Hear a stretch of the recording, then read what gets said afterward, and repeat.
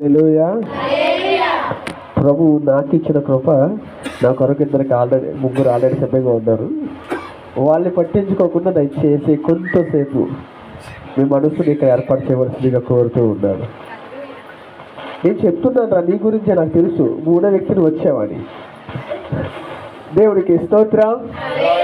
కూడిన వారందరికీ ప్రభు వందనాలు తెలియజేస్తున్నాను. అందరికీ వందనాలండి. ప్రభు మహాకృప మరి ఒక్కసారి మీతో కలిసి దేవుని వాక్యాన్ని పంచుకోవడానికి ప్రభువు నాకు కృపనిచ్చాడు. అందుని బట్టి ప్రభువుకు మహిమ కలుగునుగాక. హల్లెలూయా. కీర్తన గ్రంథము 23వ అధ్యాయము 4వ వచనం.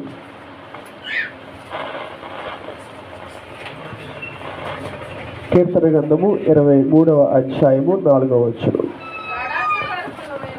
గాఢాంధకారపు లోయలలో నేను సంచరించినను ఏ అపాయమునకు భయపడను. చాలండి.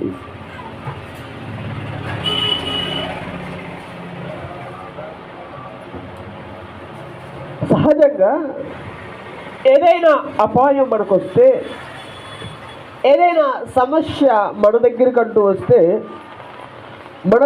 మనకన్నా భయపడే వాళ్ళు ఎవరు ఉండరన్నమాట. ఎప్పటికీ వాస్తవం కదా.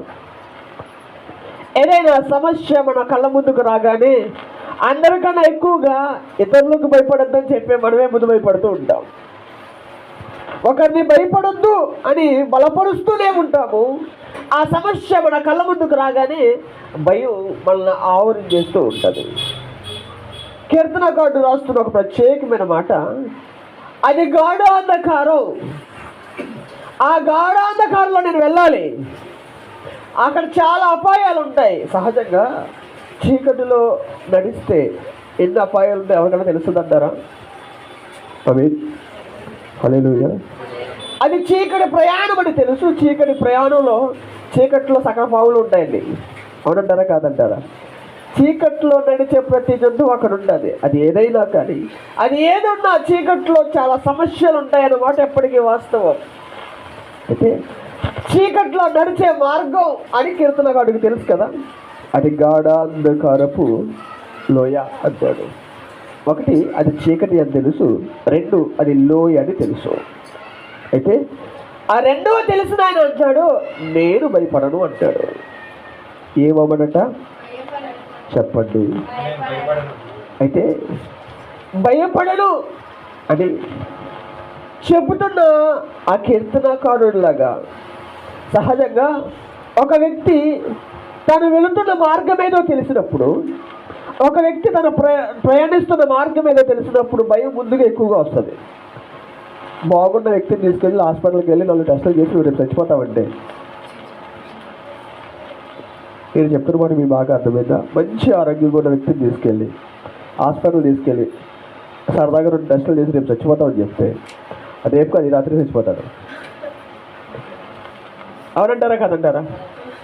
మంచి ఆరోగ్యం కూడా వ్యక్తే, కానీ జరిగిన టెస్టుల ద్వారా చెప్పిన ఒక మాట ద్వారా ఆ రోజు చచ్చిపోతాడు. బతకడం కాదు. భయం అంత ప్రమాదకరమైంది. భయం మనిషి జీవితాన్ని అంత దారుణంగా ఇబ్బంది పడుతుంది. అయితే కీర్తనకారుడు అంటున్నాడు, నేను భయపడ్ను అంటాడు. ఏమవడట? ఎవడు భయపడ్డు? ఇప్పుడు అదే ప్రశ్న ఆ వాక్యంలో నేను అన్న చోట మీ పేరు ఎట్టుకుని చదివి మీ మనసులో చెప్పుకోండి. బయట చెప్తే గొడవలు వచ్చేస్తాయి. ఇప్పుడు గాఢాంధకారపు లోయలోంచి వెళ్తున్నప్పుడు భయపడతావా లేదా? శత్రు సంబంధమైన దారిలో వెళ్తున్నప్పుడు చీకటి అపవాది సంబంధమైన దారులకు సూచన. అది దేనికి సూచన? అపవాది ఎప్పుడు ఎవరిని హ్యాపీగా ఉంచనన్నమాట. ఎప్పటికీ వాస్తవం. హల్లెలూయా. అపవాది ఎవరిని ఎప్పుడు హ్యాపీగా ఉంచడు. ఎవరినైనా బాధ పెట్టడం అనుకున్న నైజం. ఇప్పుడు అపవాదిలో ఉన్న దారిలో వెళ్తున్న వ్యక్తికి వాడు హ్యాపీగా వెళ్ళేస్తాడా? హల్లెలూయా. హల్లెలూయా. అపవాది వెళ్తున్న దారిలో వెళ్తున్న ఒక వ్యక్తి ఉన్న ఆ చీకటి ఉన్న ప్రదేశంలో వెళ్తున్న వ్యక్తికి వాడు హ్యాపీగా ఉంటున్నాడు తెలుసు కదా. అయితే కీర్తనకారుడు అన్నాడు, నేను భయపడ్ను. ఇప్పుడు ఈ దినం సహజంగా అసలు ఎవరు భయపడతారు, ఎవరు భయపడరు? రెండు విషయాలు చెప్పి నేను ముగించేస్తాను. ఆమె ఎవరు భయపడతారు, ఎవరు భయపడరు? అసలు భయపడలేని వాళ్ళు ఎవరో చెప్తే భయపడే వాళ్ళు ఎవరో మీకు ఆటోమేటిక్గా అర్థమవుతుంది. అసలు ఎవరు భయపడరు అంటే, గడిచిన వారం శుక్రవారమే కదా, నేను మీతో పంచుకున్న ఒక ప్రత్యేకమైన వర్తమానం.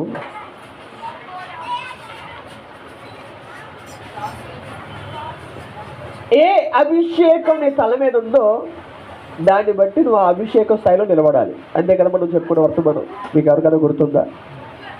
గుర్తుంటే స్తోత్రం, గుర్తుండకపోయినా దేవుడికి స్తోత్రం. హల్లెలూయా. ఇప్పుడు జాగ్రత్తగా గమనించండి. ఒక వ్యక్తి దేనికి భయపడలేని వ్యక్తిగా నిలబడాలి అంటే ఆ వ్యక్తి మీద, ఆ వ్యక్తికి సంబంధించి ఒక అభిషేకం తన నెత్తి మీద ఉండగలిగితే ఆ వ్యక్తి దేనికి భయపడని వాడుగా ఉంటాడు. ఎందుకు ఇలా చెప్తున్నారు అంటే, బైబిల్లో ఒక చోట రాయబడి ఉంటుంది, అభిషేకం వాటి కాళ్ళను విరగొడుతుందట. అవి ఇప్పుడు నేను నా ధ్యానిస్తున్న ఒక చాప్టర్లో ఒక ఆలోచిస్తుండగా ప్రభువు నాతో పంచుకున్న ఒక మాటను బట్టి ఇది నువ్వు వర్తమానాన్ని మీ కొరకు సిద్ధపరచడం జరిగింది.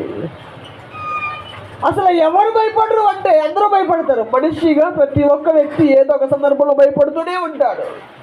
ఈ భయం ఎవరి మీద ఏలుబడి చేయదు అంటే వాడి తల మీద దేవుడి అభిషేకం ఉన్న వ్యక్తిని ఏలుబడి చేయదట. అభిషేకం ఉన్న వ్యక్తి ఎలా భయపడలేదు, అభిషేకం లేని వ్యక్తి ఎలా భయపడ్డాడో రెండు విషయాలు మీకు చూపిస్తాను. ఒక్కొక్క దాంట్లో ముగ్గురిని చూపిస్తాను. ముగ్గురికి ఇప్పుడు ఆపోజిట్ ప్రజెంట్ రెండు వైపులా చూపిస్తాను. జాగ్రత్తగా ఆలోచించండి దేవుడి మాటలు. నీవు భయపడని వ్యక్తిగా ఉండాలి అంటే నీ తల మీద దేవుని అభిషేకం ఉండాలన్నమాట వాస్తవం. ఈ అభిషేకం ఎక్కడికి వెళ్ళినా దొరకదు, దేవుని సన్నిధిలో ఉంటేనే దొరుకుతుంది. అవి ఎక్కడికి వెళ్ళినా దేవుని సన్నిధిలో మాత్రమే దొరుకుతుంది.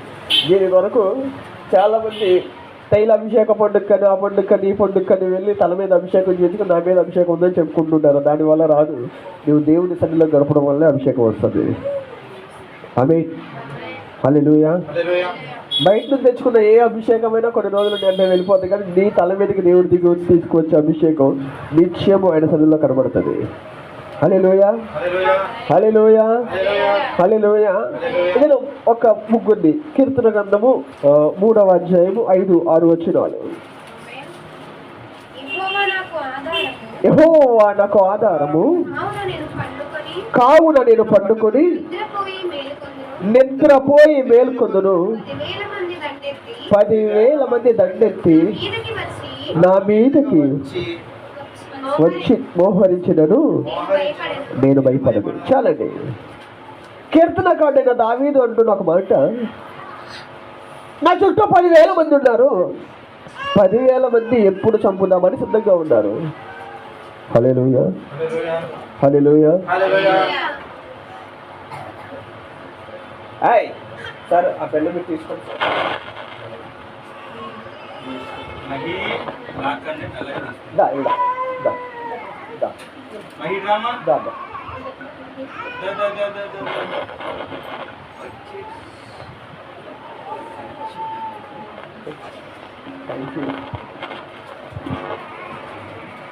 కీర్తనకారుడు రాస్తున్న ఒక మాట కదా, కీర్తనకారుడు దావీదు అంటున్న ఒక మాట, 10,000 మంది నన్ను చంపడానికి చుట్టూ సిద్ధంగా ఉన్నారు. ఏ అపాయం నా చుట్టూ ఉంది, కానీ నేను పండుకొని హ్యాపీగా నిద్రపోయి మేలుకుంటాను అంటాడు. అంటే ఏదైనా సమస్య ఉంటే నిద్రపడద్దండి ఎవరికన్నా? మీకు నిద్రపడలేదు, కానీ నాకు కొన్ని రోజులు నిద్రే పట్టట్లేదు. అసలు తల మీద అంటే హెడ్ యాక్స్ అన్నీ పెట్టుకుని అసలు నిద్రపోవడమే కష్టమైపోతుంది.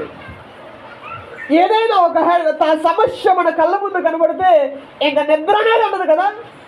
కీర్తనగాడు అన్నాడు, నేను హ్యాపీగా పండుగలేస్తాను అంటాడు. ఒక ఆయనేమో శుభ్రంగా నిద్రపడుతుంది అంటాడు. ఎలా నిద్రపడుతుంది అంటే 10,000 మంది సంబరాన్ని చూస్తున్నా నిద్రపడుతుంది అంటాడు. ఇంకొక ఆయన గురించి చెప్తాను మీకు. ఇప్పుడు ఇద్దరినే కలిపి ఒక క్లారిటీకి వద్దాం మనం. బైబిల్లో తీకండి, ఆది కాండంలో ఒక వ్యక్తి కనబడతాడు. ఆ వ్యక్తి పేరు యాకోబు. ఆమేన్. ఈ యాకోబు చాలా రోజులు మామగారి ఇంటి దగ్గర ఉండి 3 ఆస్తి సంపాదించుకుని, చాలా ధనాన్ని సంపాదించుకుని తన సొంత ఊరికి బయలుదేరమని దేవుడు చెప్తే బయలుదేరి వస్తుంటాడు. వస్తాం అసలు మా అన్నగారు ఏం చేస్తున్నాడు చూడండి అని ఆ యాకోబు దగ్గర ఉన్న కొంతమంది పనులు పంపిస్తాడు. ఈ పనుల్లో ఒక అతను పొరుగు వచ్చేసి, అయ్యగారు మీ అన్నగారు మీ కొరకు బయలుదేరాడు, కొంతమంది మనుషులు పట్టుకుని బయలుదేరాడు కానీ బయలుదేరిన ఈ మనిషి గుండెలు అక్కడే జారిపోయాయి. ఇప్పుడు యాకోబుకున్న ఏకైక భయం మా అన్నగారు వచ్చి నేను చంపేస్తాను, నేను బతకను అన్న భయం. ఆమె ఈ విషయం మీకు అందరికీ తెలుసు కదా, అందుకే నేను వాక్యం ఏం చెప్పట్లేదు. ఒక ఆయన అక్కడ అంటాడు, 10,000 మంది మోహరించినా నన్ను భయపడను, నేను హ్యాపీగా పండుగలు లభిస్తాను అంటాడు. ఇక్కడ ఒక ఆయన ఉన్నాడు, తన సొంత అన్నే కొంతమంది మనుషులను ఏర్పాటు చూడి తనను ఎదుర్కోవడానికి వస్తున్నాడని తెలిసి ప్రాణ భయంతో అలవిడలాడిపోవడం చూస్తుంటాం. అవతల వ్యక్తి ముందే చెప్పాడు కదా, తను రాజుగా అభిషేకింపబడిన వ్యక్తి. యువతలో ఒక ఆయన ఉన్నాడు, ఈయనకి ఏ అభిషేకం లేదు, అంత అభిషేకం అంతా తర్వాత వచ్చింది కానీ అంతకుముందు అంతా దొంగ అభిషేకమే, ఎవరిని మోసం చేద్దామా అభిషేకం. హల్లెలూయా హల్లెలూయా. ఈ యాకోబు దగ్గర ఉన్న అభిషేకం ఏంటో తెలుసా, ఎవరిని మోసం చేద్దామా ఉంది. అవతల వ్యక్తి రాజుగా అభిషేకం పడ్డాడు. ఇద్దరిని జాగ్రత్తగా ఆలోచించండి. ఇద్దరికి రాజుగా అభిషేకం పడిన దావీదు ఉన్నాడే, తను సొంత మాంగారే చంపడానికి చూస్తున్నాడు కదా. మాంగారు అన్నం కన్నా ఆ దేశపు మహారాజు ఆయన.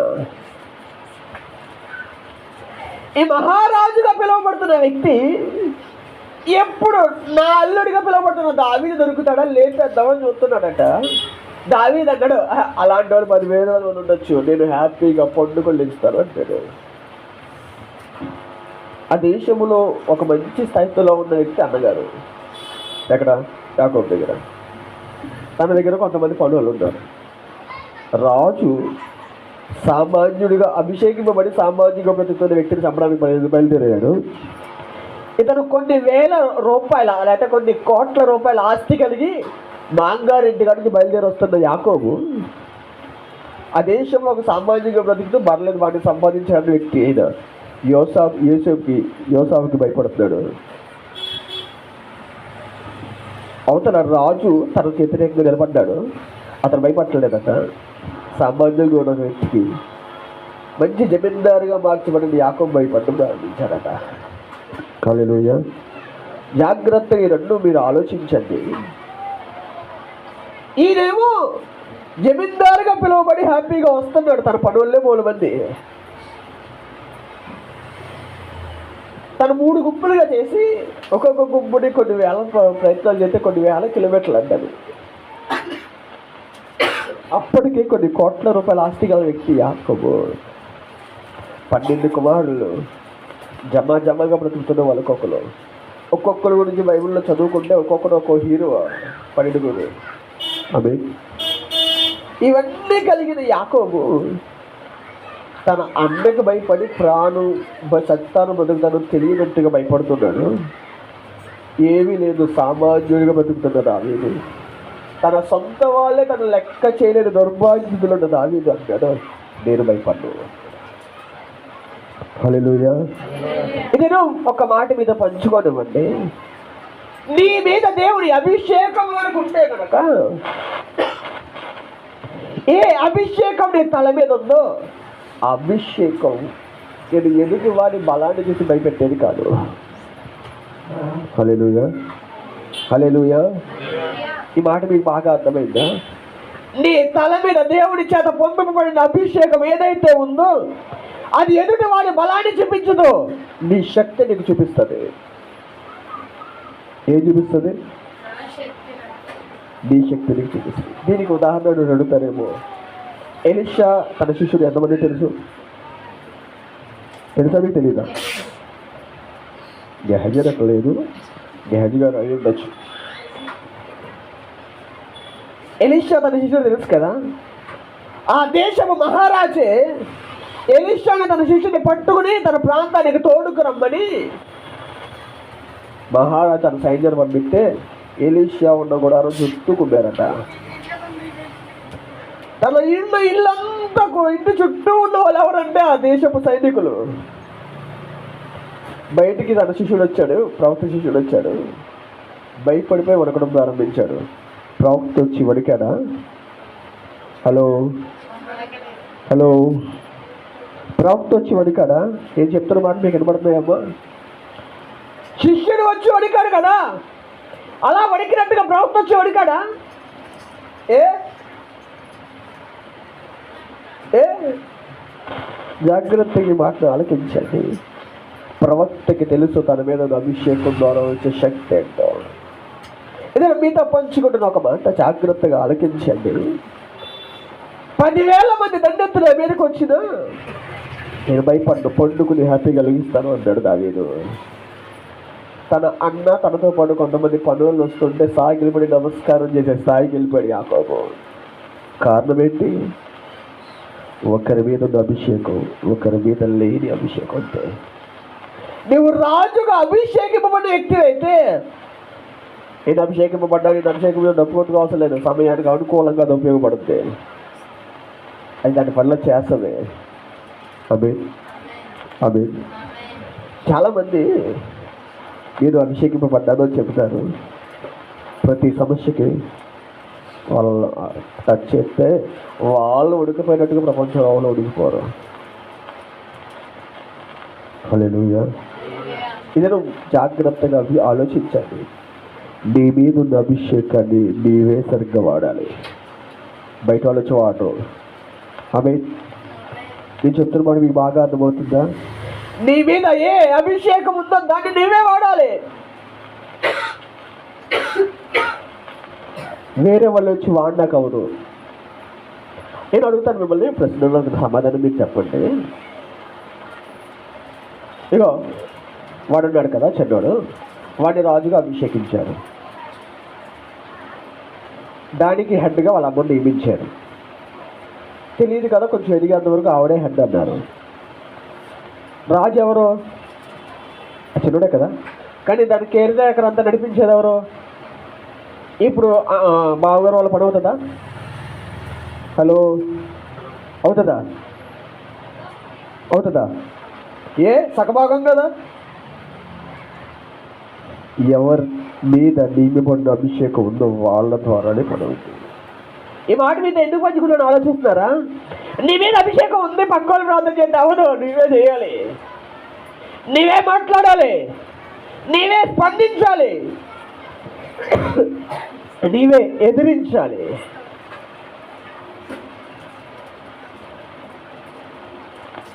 నా మీద అభిషేకం ఉంది, మీరు ఎదిరించండి అయ్యా. చిచ్చి మా అలాంటి అన్నమని వచ్చిన పని అవదు, నీవు ఎదిరిస్తేనే అవుతుంది. నీ మీద ఉన్న అభిషేకం నీవే వాడి దాన్ని ఖండించే అభిషేకం నీకే ఇచ్చాడు. నీ మీద ఉన్న అభిషేకం ద్వారా నువ్వు భయపడేవాడిగా ఉంటే అభిషేకం వాడలేనట్టే కదా. హల్లెలూయా, హల్లెలూయా. అభిషేకాన్ని, నీ మీద ఉన్న అభిషేకాన్ని నీవే వాడాలి. నీ ప్రపంచంలో ఉన్న అందరికి చాలా అభిషేకాలు ఉంటాయి, నీకు ఇవ్వబడింది స్పెషల్గా నీకే ఇస్తారు. ఇంకో మాట చెప్పనా, నేను ఉన్నాను కదా, నేను ఏ పనులు చేయబోతున్నాను, ఏ పనుల కొరకు నాకు అభిషేకం కావాలో అది ఎరిగిన దేవుడు ఎవరు? హలో హలో అంటే ఇప్పుడు నేను ఏ పనులు చేయాలో దానికి సంబంధించిందే కదా నా మీదకి పంపిస్తాడు. కానీ మీకు అర్థమవుతుందా? నాకు దేనికి సంబంధించిన అభిషేకం కావాలో తెలిసిన వ్యక్తి కదా ఆయన, అది నాకు పంపిస్తాడు కదా. అది వాడకుండా పాస్టర్ గారు నా కోసం మీరు వాడండి అంటే నువ్వు ముందు బయటికి వెళ్ళా. హలో, హల్లెలూయా, హల్లెలూయా. జాగ్రత్తగా మాటలు ఆలకించండి. ముందే డిజైన్ చేసి నియమించాడు, నీకు కావలసింది ముందే నీ మీద పెట్టాడు. హల్లెలూయా. దాన్ని నీవే వాడాలి, పక్కోడు వాడాలి కావద్దు. ఇంకో మాట గమనించండి, ఒక ప్రాణభయం నిన్ను చాలా బాధ పెడుతుందా? నీ మీద అభిషేకం దాన్ని ఖండించేస్తుంది, ధైర్యవంతుడిగా నిలబడుద్ది. ఇంకా మాట చెప్పనా, ఎవరెవరు దావీదుని బాధ పెట్టారో, ఎవరెవరు దావీదుని శ్రమ పెట్టారో చూసారో వారిని దావీదు ఏమాత్రం కొట్టాడా, తిట్టాడా? హలో, దేవుడు ఊరుకున్నాడా? దావీదు ఏమనలేదు, దేవుడు మాత్రం ఊరుకోలేదు. నేను చెప్తున్నా, మనకి బాగా అర్థమవుతుందా? నేను బాధ పెట్టే వాళ్ళు నీకున్నారు, నువ్వు వాళ్ళని ఏమనుకూడదు, దేవుడు మాత్రం ఊరుకోడు. కన్ఫామ్ ఇది.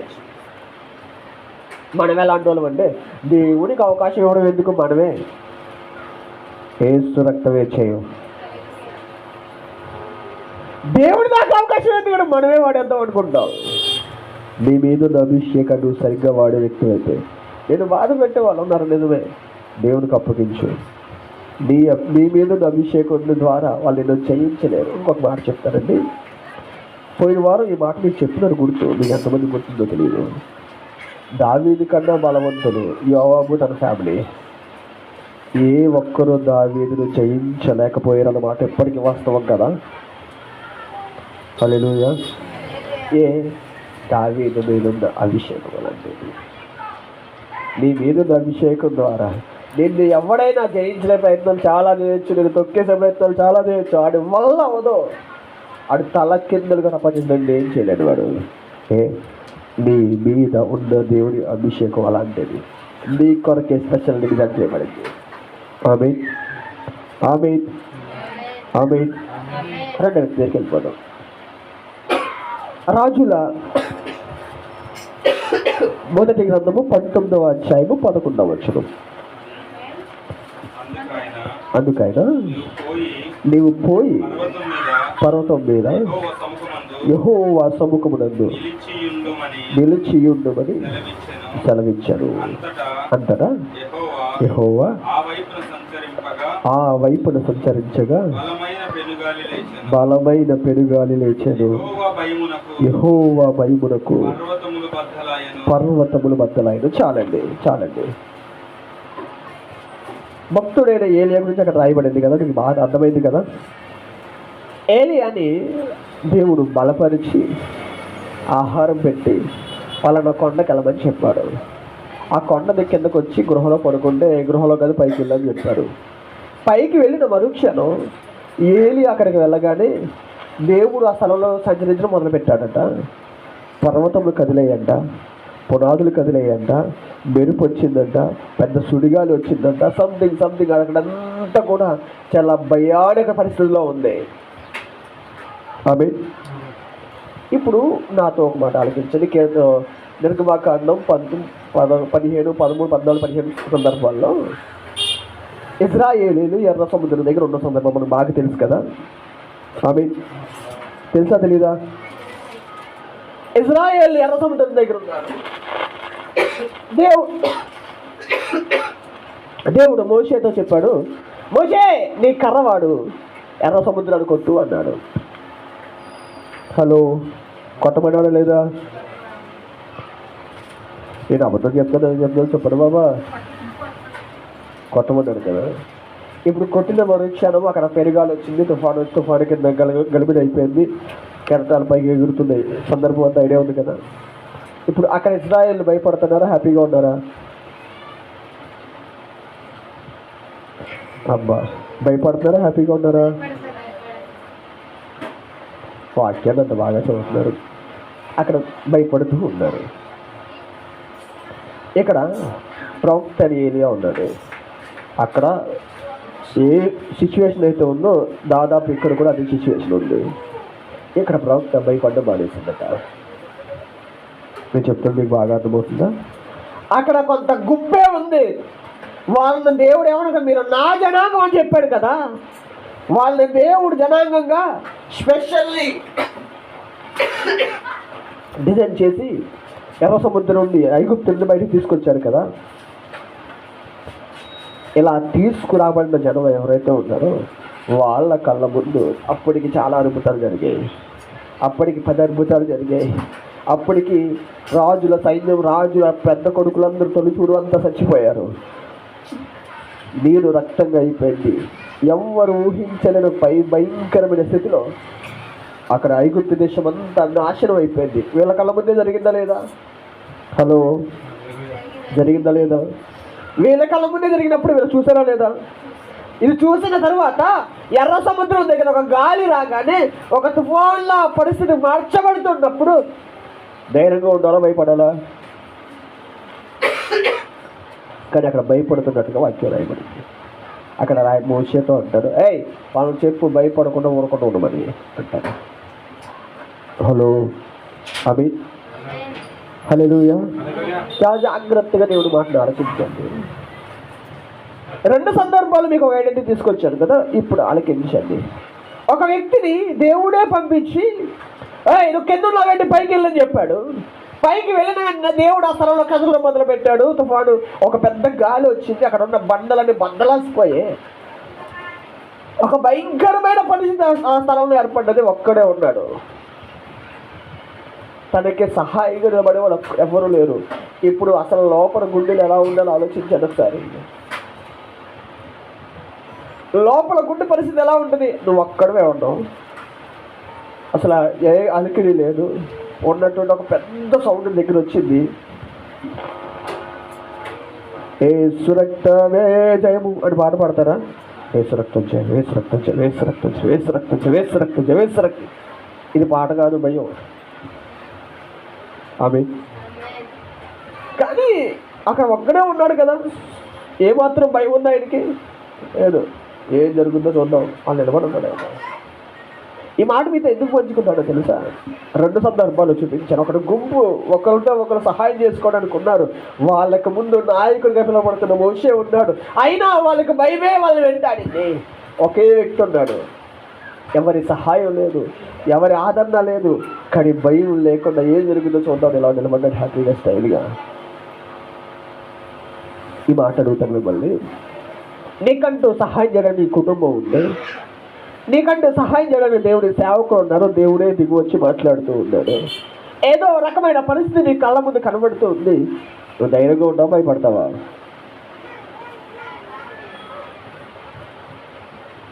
ఎంత సహాయం చేసే వాళ్ళు ఉన్నప్పుడు నీకు భయమేలా? నీ మీద ఉన్న అభిషేకం ఏం చేస్తుంది? ఇది నువ్వు కేవలం ఒకే ఒక్క మాట, నీ మీద ఉన్న అభిషేకాన్ని బట్టి అయినా నువ్వు భయపడడం మానేయాలంటేనా? నాకు దేవుడు ఇచ్చిన ఒక్క మాట, నా మీద అభిషేకం ఉందనియా, మంచిది, స్తోత్రం. మరి భయ్యు అది కూడా కింటాలు ఉందనియా అంటే అభిషేకం ఏదో కొంచెం తేడా కొడుతుంది అనమాట. నీ మీద దేవుడు ఇచ్చిన అభిషేకం నేను భయపెట్టేది కాదు అన్నమాట ఎప్పటికీ వాస్తవం. బైబిల్లో రాస్తూ ఆయన మనకి పిరికి తనపు ఆత్మనివ్వలేదు అని అన్నాడు. దేని ఇవ్వలేదట? అది పిరికి తనపు ఆత్మ, అది నీకు ఇవ్వలేదట. దేని ఇచ్చాడు? ధైర్యం ఆత్మ నుంచి కదా ఇచ్చినట్టు. ఇంద్రియ నిగ్రహంగా ఆత్మనే కదా ఇచ్చాడు. ఏ పరిస్థితి తట్టుకు నిలబడే ఆత్మనే కదా నీకు ఇచ్చాడు. నీకెందుకు భయం? ఏ ఇశ్రాయేలు ప్రజలారా మీకేల భయం? ఏ యాకోబా నీకేల భయం? ఇది ఒక్క మాట, నీవున్న పరిస్థితిలోనే వేరే వాళ్ళు ఉన్నారు, వాళ్ళకి ధైర్యం ఉంది, నీకు భయం ఉంది, అంటే తేడా ఏంటి? మీకు ఒక మాట చెప్తానండి, జాగ్రత్తగా మాట ఆలకించండి. ప్రతి ఒక్కరి పరిస్థితి వాళ్ళకి చాలా కష్టమైంది. నేను చెప్తున్నప్పుడు మీకు బాగా అర్థమవుతుందా? నా పరిస్థితిలో ఉంటే మీకు తెలిసేదాన్ని కానీ ప్రతి ఒక్కరి డైలాగ్ ఇదే, ఇంక్లూడింగ్ మీ, నాతో సహా. అయితే ఎదటి వాళ్ళ పరిస్థితి అర్థం చేసుకున్నప్పుడు నాకన్నా వాళ్ళ పరిస్థితి కొంచెం దారుణం అనిపిస్తుంది. అవునంటారా కాదంటారా? మేము రీసెంట్గా ఒక తెలిసిన వాళ్ళని హాస్పిటల్లో జాయిన్ చేసి ఈ పనుల మీద తిరుగుతూ ఉన్నాము. వాళ్ళకి కోట్ల రూపాయల సంబంధమైన భూములు ఉన్నాయి, చాలా సంపద ఉంది, చాలా ఆస్తి ఉంది. కానీ వాళ్ళకంటూ ధైర్యం చెప్పడానికి వాళ్ళ కుటుంబం నుంచి ఒక్క రావట్లేదు. ఏం లేదు, వాళ్ళకి బోల్డ్ ఉంది, భూములు ఆస్తి ఉన్నాయి, సంపద ఉంది, ధైర్యం చెప్పడానికి ఒకరు లేరు. మనకి ఏమీలో ధైర్యం చెప్పేవాడు అక్కడ ఉన్నాడు. ఎవరు గ్రేట్? ఏమీలో ధైర్యం చెప్పేవాడు అక్కడ ఉన్నాడు. మన ధైర్యాన్ని బట్టి చాలామంది ధైర్యపడుతున్నాం. ఈ మాట మీద ఎందుకు పంచుకుంటాను? జాగ్రత్తగా ఆలకించండి. నీ మీద నా అభిషేకం నేను భయపెట్టేది కాదు, ధైర్యంతో నింపేది. ఇద్దరు పెట్టాను కదా, ఒకరు సముద్రాన్ని చూసి భయపడడం ప్రారంభించారు, ఒక ఆయన అంత దారుణమైన పరిస్థితుల్లో ఒక్కడే నిలబడ్డా, ఏ భయం లేకుండా ధైర్యంగా నిలబడ్డాడు. ఈ మాటను చాలా జాగ్రత్తగా ఆలోచించాను. నువ్వు ఎవరితో పోల్చుకుంటావు? నేను మనం చాలా ఉన్నతమైన వ్యక్తులవి. దేవునికి స్తోత్రం. హల్లెలూయా. మనకన్నా బలహీనం చూసి మనకన్నా ఈయన మీద నేను సూపరు అని ఫీలింగ్లో ఉంటాం. మనకన్నా బలవంతులు చూసి ఈ దిక్కులో నేను ఎప్పుడు తయారవుతారన్న మాట ఎవరి దగ్గర వస్తుందా? అయ్యో తను అంత హైలో ఉన్నాడు, నేను ఇంకా లోలో ఉన్నాను, ఇంకా వెళ్ళకపోతున్నాను, ఇక్కడే ఉన్నాను ఏంటి అన్న బాధ ఎవరికే ఉండదు. వాడి మీద పర్లేదు, నేను వాళ్ళ మీద పర్లేదు అని పక్క వాళ్ళు బలహీనం చూసి మళ్ళీ బలపరుచుకోవడం అలవాటు అయిపోయింది. దేవుడి మాటను చాలా జాగ్రత్తగా ఆలోచించండి. దేవుడు నీకు ఇచ్చిన అభిషేకం ద్వారా ఇవ్వబడిన ధైర్యాన్ని పొందుకోవాలి, భయాన్ని పొందుకోకూడదు. ఆమె ఇంకొక వ్యక్తిని మీకు ముందు పెట్టేసి నేను ముగిస్తాను. మార్కు సువార్త 4:38.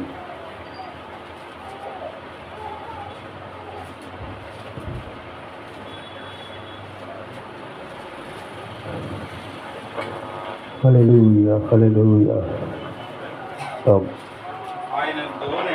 ఆయన దోణి అమరమున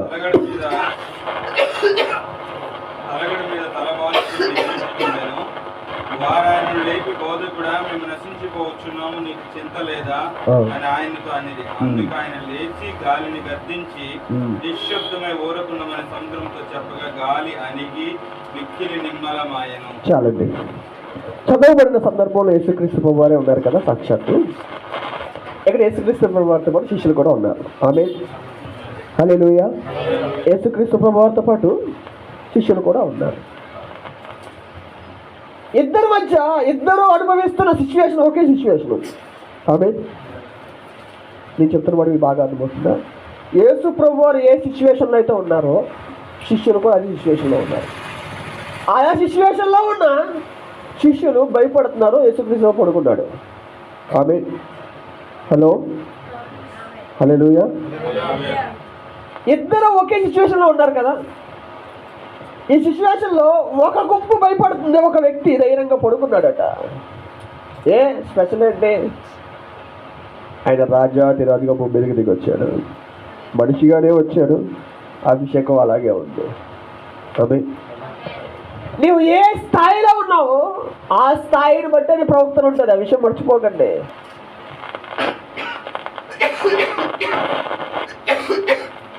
దేవుడు ఒక వాక్యాన్ని చాలా జాగ్రత్తగా ఆలకించాడు.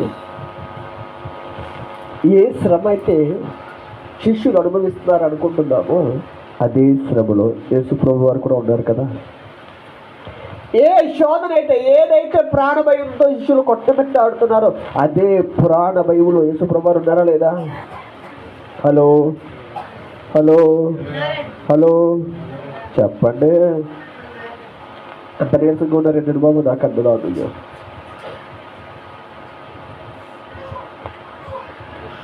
ఇప్పుడు ఆ సిచ్యువేషన్లో ఉన్న ఇద్దరు అక్కడ కనబడుతున్నారు కదా. ఒకళ్ళేమో ధైర్యంగా హ్యాపీగా నిద్రపోతున్నారట, ఇంకొక ఆయన ఏమో అయ్యో బాబు మేము చచ్చిపోతావురా బాబు అని తలగొట్టుకుంటున్నారట. నిద్రపోతున్న ఆయన రాజుగా పిలువబడుతున్న అభిషేకంతో ఉన్నారు కదా.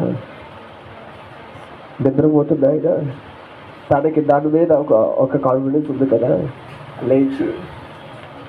లేచి గాలిని గర్దించగానే బతిమాలేనా గర్దించాడా? Hello, hello, బతిమాలేనా గర్దించాడా? మనం పరిస్థితులను చూసి బతిమాలతామా గర్దిస్తామా? ప్లీజ్ వెళ్ళిపోవచ్చు కదా. చిన్న బిడ్డకు జ్వరం ఏదిస్తుంటే జ్వరమా, ప్లీజ్ వెళ్ళిపోవా. ఏ సునాములో జ్వరం తగ్గిపోయే సునాములు, ప్లీజ్ వెళ్ళిపోవా, ప్లీజ్. దాన్ని నువ్వు బతిమాలుతున్నావేటమ్మా. మన శరీరంలో బలహీనత వెలుపడి చేస్తే ప్లీజ్ బలహీనత గారు, ప్లీజ్ బలహీనత గారు దయచేసి నా నుండి వెళ్ళిపోరా. కావాలంటే నేను ఎస్లో సరే సరే మీకు కాంప్లెక్సేషన్ చేయించుకుంటాను.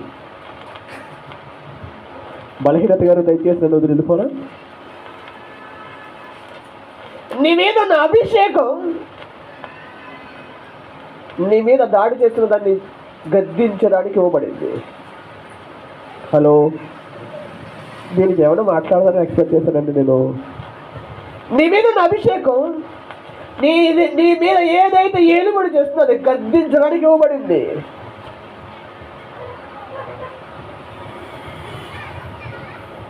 బతిమాలడానికి ఇవ్వబడలేదు,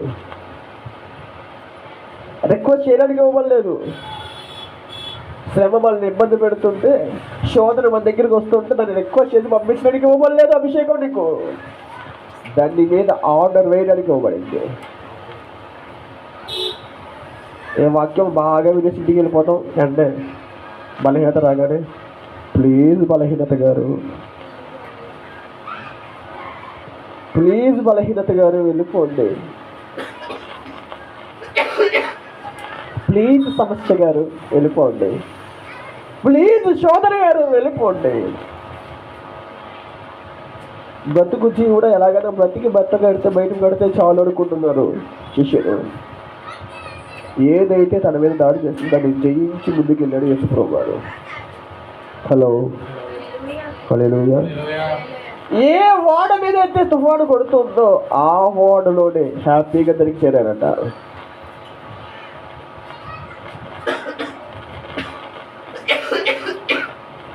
నాకు తెలిసి శిష్యులు అనుకుని ఉంటారు, దీంట్లో ఉన్నమన్నా దూకెళ్తే హ్యాపీగా కొంత ప్రాణాలతో బయటపడచ్చు అనుకుని ఉంటారు. ఆమేన్, హల్లెలూయా. ఇది దేవుని ఒక్క మాట ఆలకించండి. నీకు ఇవ్వబడిన అభిషేకం సమస్యని, ప్రాబ్లంని చూసి భయపడ్డానికి కాదు. ముగ్గురు వ్యక్తులు మీకు చూపిస్తున్నారు. 1 దావీదు, 2 ఏలియా, 3 యేసుప్రభువు గారు. వీళ్ళ ముగ్గురిని చూడండి, వీళ్ళ ప్రతి పరిస్థితుల్లో ఎలా నడిచారో చూడండి. ఎంత కొండ ధైర్యం వచ్చేస్తుంది తెలుసా మనకు. మనం ఇశ్రాయేలును చూస్తాం. ఆమేన్, హల్లెలూయా. మనం ఇశ్రాయేలును చూస్తాం.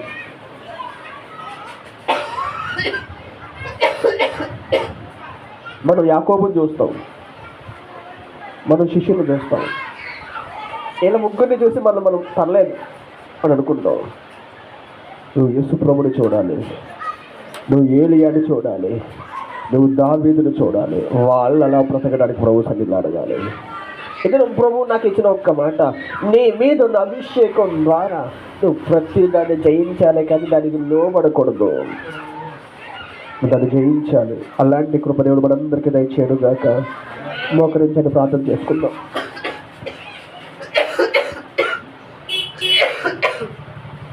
మోకరిందామా, ప్రార్థన చేసుకుందామా.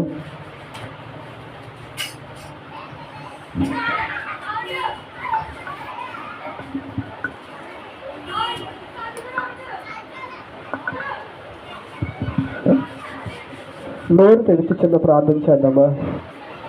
గాఢాంధకారపు లోయలో నేను సంచరించిన ఏ అపాయానికి భయపడనని దావీదు అన్నాడు, కీర్తనకారుడు అన్నాడు. అలా భయపడకుండానే దావీదు బ్రతికాడు, అలా భయపడకుండానే ఏలియా బ్రతికాడు, అలా భయపడకుండానే యేసుప్రభువు వారు బ్రతికారు. ప్రతి దానికి భయపడుతూ నేను భయపడను ధైర్యవంతులని చెప్పుకుంటూ బ్రతికేయడానికి దేవుడు మనల్ని పిలవలేదు.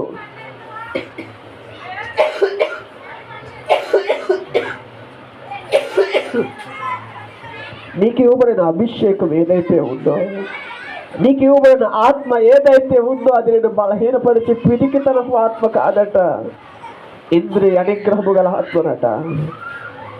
దాన్ని కలిగిన వారంగా ప్రతి సమస్యలోనూ దాన్ని జయించడానికి ముందుకు వెళ్ళేవారుగా ఉండాలి, కానీ భయపడుతూ బ్రతికేసేవారుగా ఉండకూడదు. నోరు తెలిసి చిన్న ప్రార్థన చేద్దామా ప్లీజ్. నోరు తెలిసి చిన్న ప్రార్థన.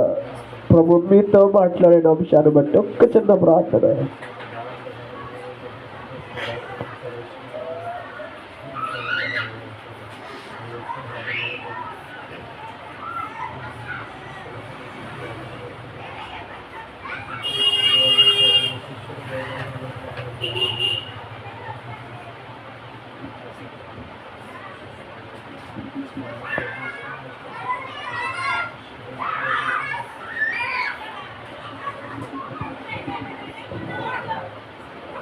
ప్రార్థన చేసుకుందామా. మహాపరిశుద్ధుడా, నీ ఉన్నత పరిశుద్ధ నామానికి మహిమ చెల్లిస్తూ ఉంటాం. నీ మహాకృపను బట్టి నా తండ్రి నీ వాక్య ద్వారా మమ్మల్ని దర్శించినందుకు నీ కొరకు తెలియజేస్తూ